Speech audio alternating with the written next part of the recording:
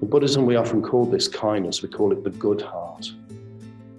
So good heart doesn't mean that, your cardiovascular system's good. It means that you're thinking about others, you care about others, and you're acting to try to make others happy. And in general, you're thinking more about others than you are about yourself, which is very challenging. It's difficult to do that because we are naturally accustomed to being a bit self-centered, shall we say. I think we have to say that. So the thing to realize is that we can cultivate kindness. We often feel that, when you look at your personality, you think to yourself, I'm like this or I'm like that.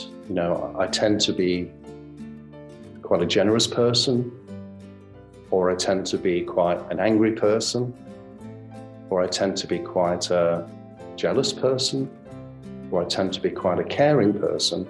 We tend to feel that this is my personality, this is who I am, and this is fixed. But that's not the case. Because we've all got potential for tremendous kindness, unlimited kindness, I would say. And in Buddhism, we call this potential, we call it our Buddha nature. It's our natural goodness.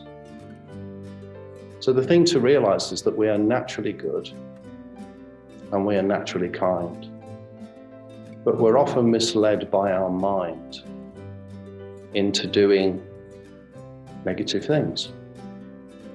But we can change our habits, our behavior. Because when you look at the mind, all the mind really is, it's just like patterns of behavior that are based on our thoughts. And our thoughts can change.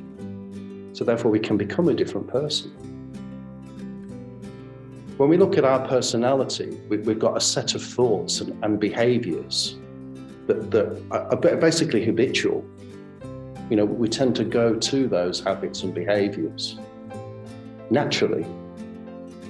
Now, the reason why we do that is through familiarity. We're familiar with certain behaviors and thoughts, and those tend to predominate. The analogy I think of, it's, imagine a forest. So the forest is just like a bunch of trees, and you want to find your way through the forest. So you create a path. And then if you keep using that path, it remains very well defined. You can see it, others can see it, everybody can follow that pathway.